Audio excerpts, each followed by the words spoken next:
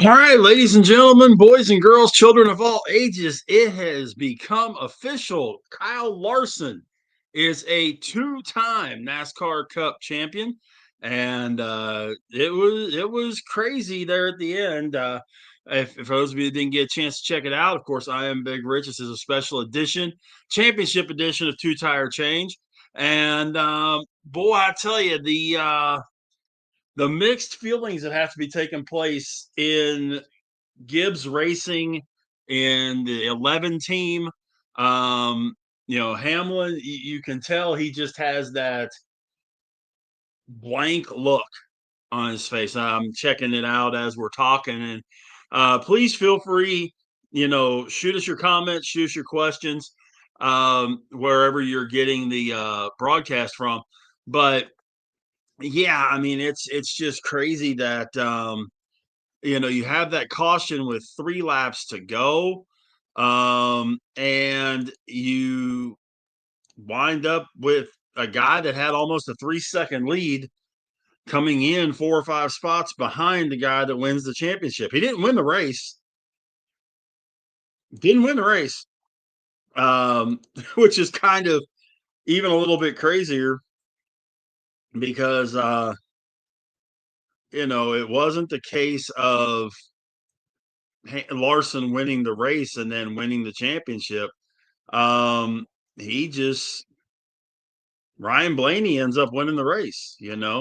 I honestly thought the last couple of laps there, I honestly thought Kyle Busch was going to end up winning the things, scoot around on that outside and end up stealing a win.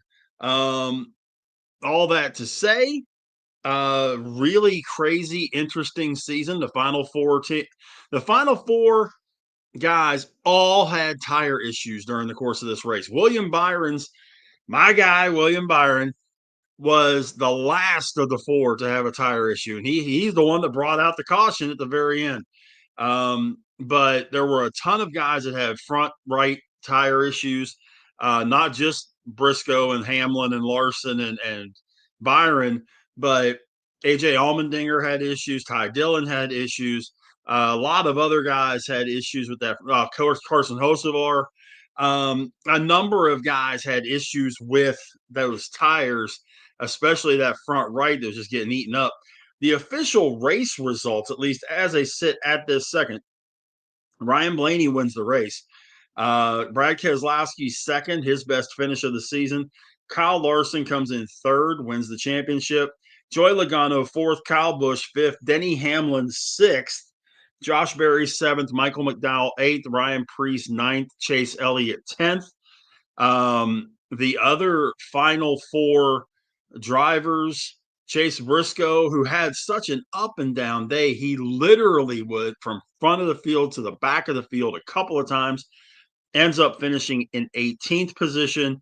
And then as a result of the wreck caused by the flat tire, William Byron winds up 33rd to wrap up the season. And man,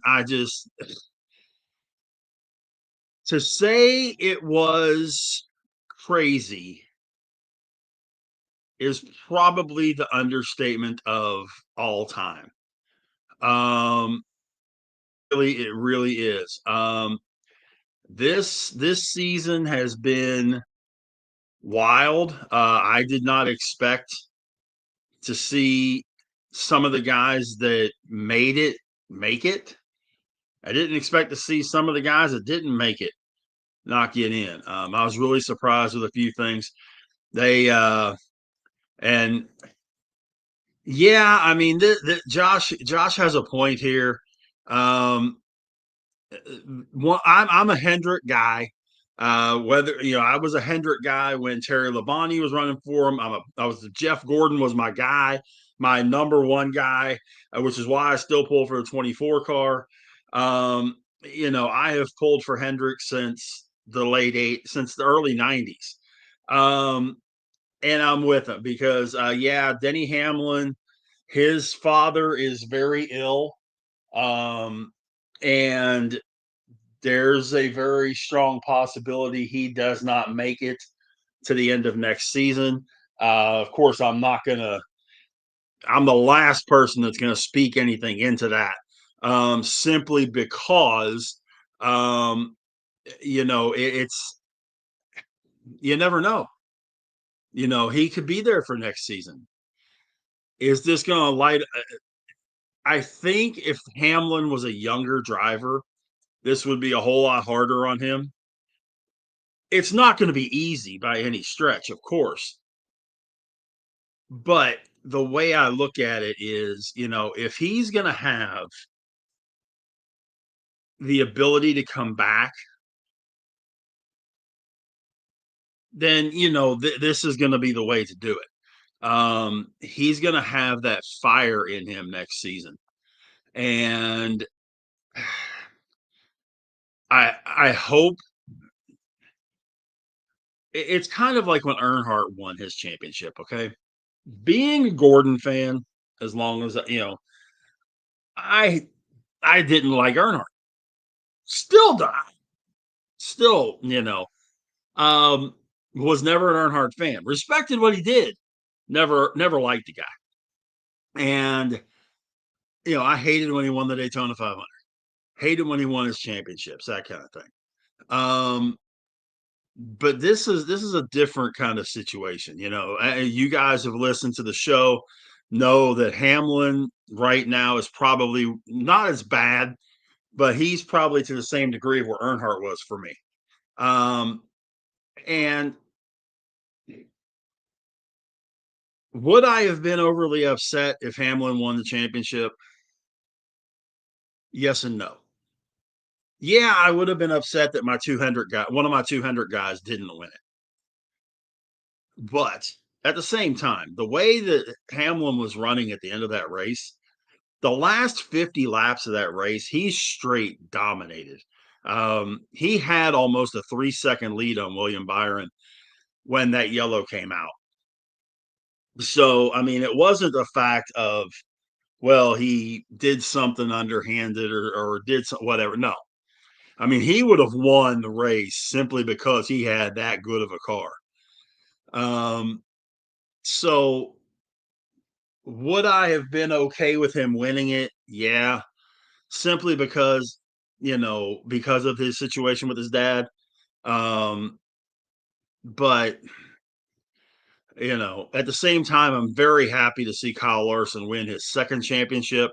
Have been a Larson fan for a very long time since he ran for Chip Ganassi Racing, driving the 42 car, the Target 42 car. Gosh, that was late 2000s, 2009, 2008, something like that. Um, a lot of people don't understand Larson's been around for quite a while. Um, but it was when he got to Hendrick that everything really kind of turned around for him. Um, but yeah, you end up with a very exciting finish to the season. Um, and I'm not mad about any of this. I'm really not. I'm not mad about how anything finished. Um, Blaney winning another race. I don't. That's one thing about Team Penske. I like Ryan Blaney. I'm not a fan of the other two guys, Logano and Cindric, but I am a fan of Ryan Blaney. Was very glad he won the championship a couple years ago, and now it's just that's what I was hunting for. So we can do a little redecorating here.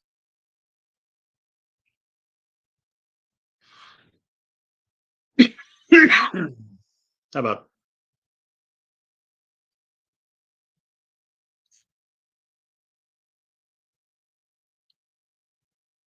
about that?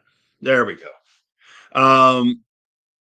So yeah, it's definitely been an interesting season, a fun season.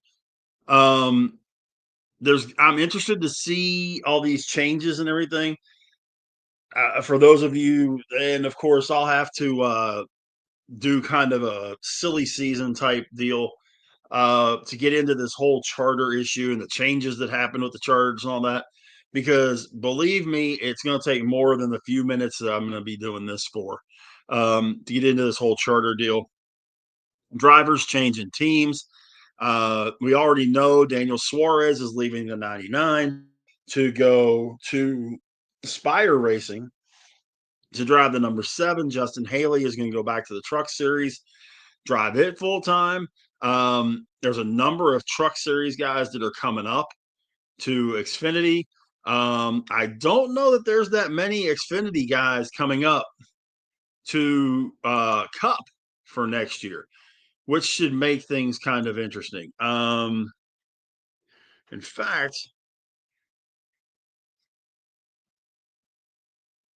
do a little research on the air. Um, yeah, I mean that's what I was figuring. The only one that I really knew of was Connor Zillich. He's going to be moving up to Trackhouse, and he's going to take over the 99 car. Yesterday, this format, y'all have heard me talk about this if you followed the show when I was doing it, and I'm definitely going to be a whole different way of doing the show next year. Fred, I appreciate you jumping in. That finish was crazy. Like what I was just talking about a minute ago, I hate to see that my guy Byron blows a tire, but he was the fourth. All four of the guys had issues. They all had issues. I honestly thought that we were going to see Kyle Busch win the race the way he was coming through. Very happy to see Larson win. I feel bad for Hamlin to a degree, but but the finish of the race itself, I thought was crazy. I thought was really cool, and I thought it was kind of fitting for the way the season went. It wouldn't have been as it would have been very anticlimactic if Hamlin wins the race with a 3-second lead to win the championship. It would have been very anticlimactic.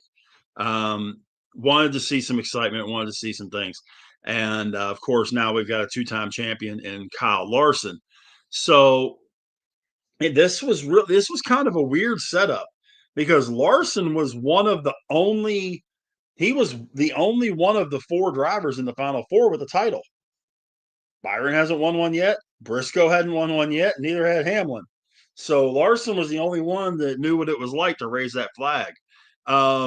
I do agree, and I was just getting ready to get into that about the format change for next year.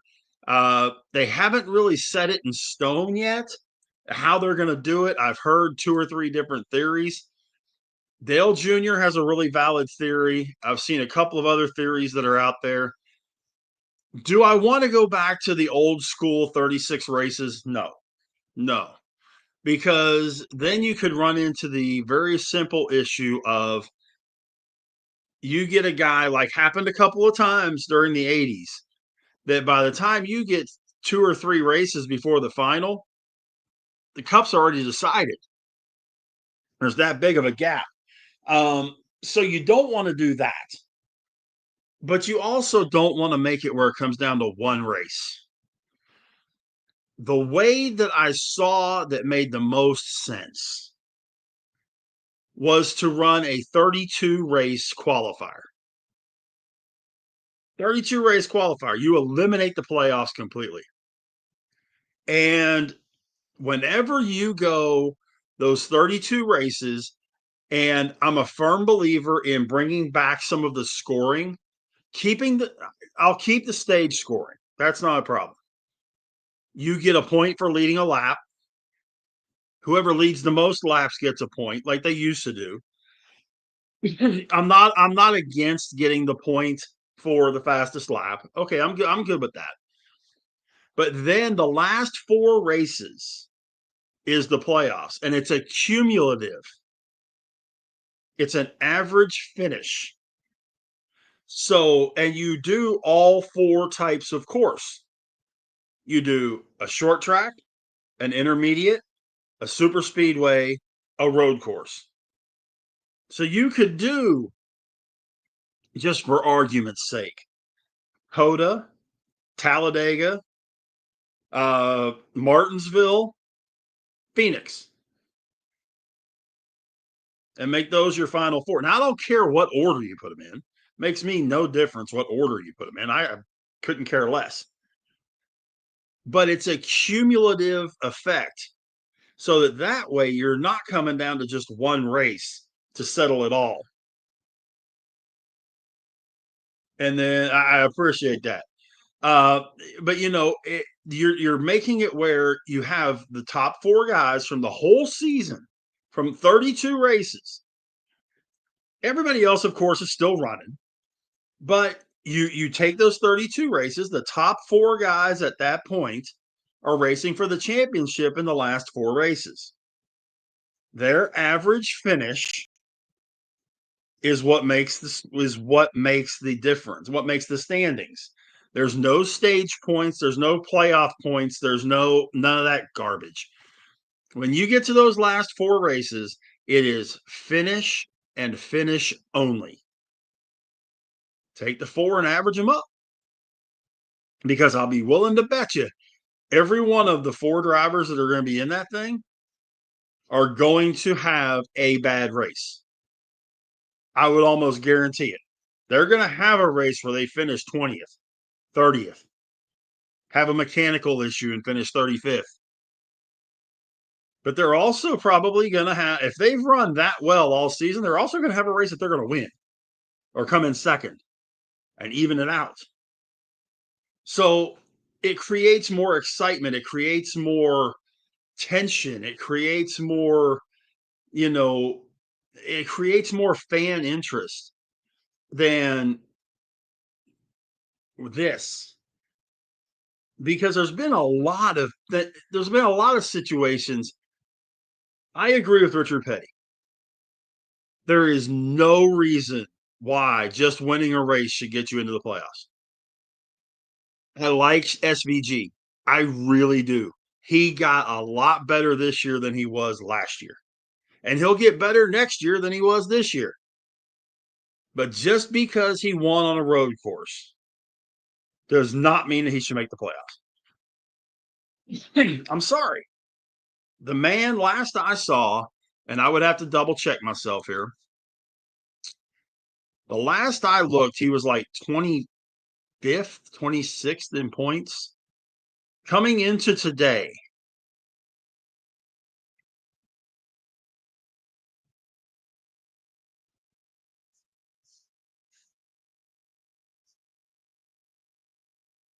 coming into today, he was 16th in points. I'm sorry. We, Josh Berry was the same way. I like Josh Berry, and he won on an oval. So, okay. When you get tracks like Daytona, Talladega, Atlanta has gotten that way in the last several years, you honestly don't know. Because when you have that big wreck,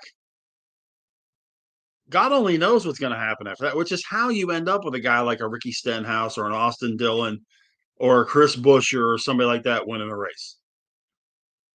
Because let's be perfectly honest, there's also that theory of the blind squirrel finding the nut. And that's usually where it happens, is at one of those tracks. Or at Bristol or something like that. You either have the super speedway or the real short track. I'm not talking about mile track. I'm talking half mile, Bristol, Martinsville, that kind of setup, where the cars are just beating, banging them to death, and God only knows who's going to win it, because you really can't pick it.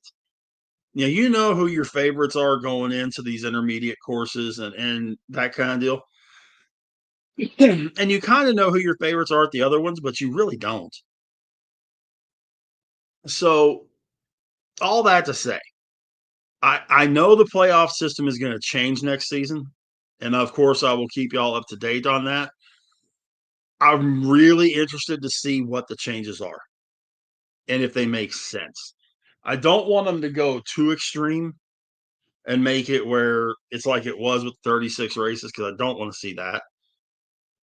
I just don't want them to go haywire. And of course, and Fred brings up one other thing. You got to jump up to 700 horsepower. Now, you're still restrictor plated, though. You're still, in essence, restrictor plated. So you're not going to see one of these cup cars going 225, 225, 230 at Daytona. Save that for the Indy cars and their aerodynamics and the fact that the car itself weighs about 8 pounds. I've picked one up. I've picked the shell up. The shell itself on those Indy cars has no weight to it. It's the body with the block and all that kind of stuff. That's where the weight comes in. The actual shell of that car has no weight, so it can generate all kinds of speed. But, you know, are they going to run hard? They're going to run faster and harder on some of these other tracks. I want to see what happens with them. I'm interested to see. There's going to be a lot of practicing going on between now and Daytona. A lot of research and development, a lot of testing, and they've been doing a lot of testing on these 700 horsepower engines. I'm interested. I'm very interested to see what's going to happen. All at the same time, is it going to improve anything?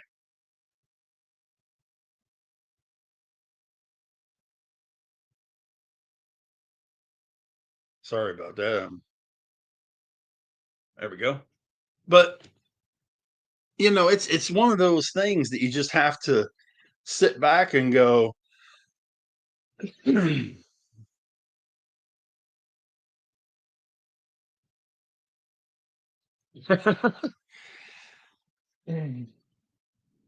Well, yes and no, because I think the simulators are very important. I really do.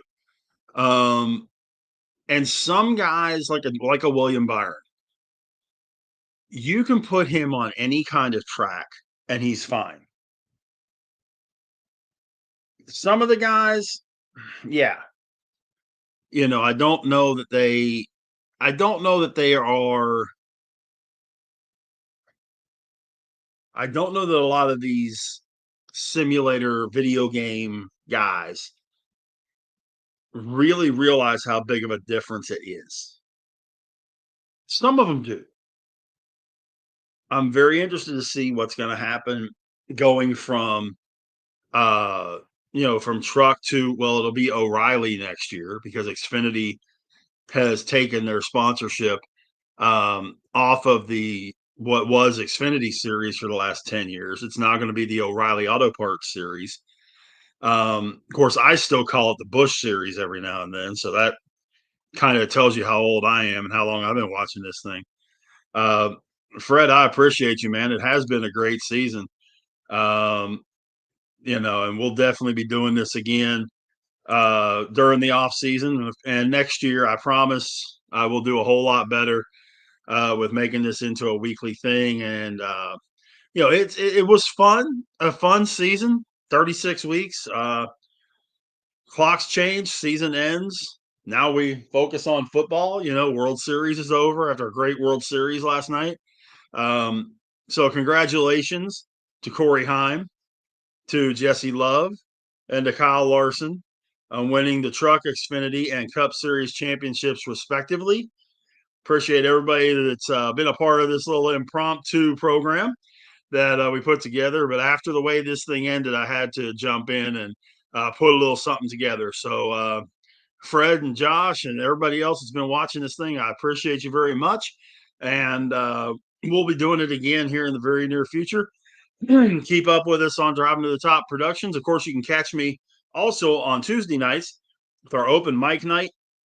We talk about everything in the world of sports, and you never know what we're going to get into over there. And then Wednesday nights, myself and Adam, we get together and talk about Steel City sports, everything Pittsburgh related, Steelers, Pirates, Penguins, and we even go off the rails over there occasionally too. So, Fred, same to you, pal. You have a safe winter. We'll talk again. I'll be on again before Daytona, but we'll get together again, Fred. And we appreciate y'all very much. Stick around. Driving to the Top Productions got a lot going on. Just wanted to hop in with a quick final championship edition of Two Tire Change. So until next time, my name is Big Rich. So long, everybody.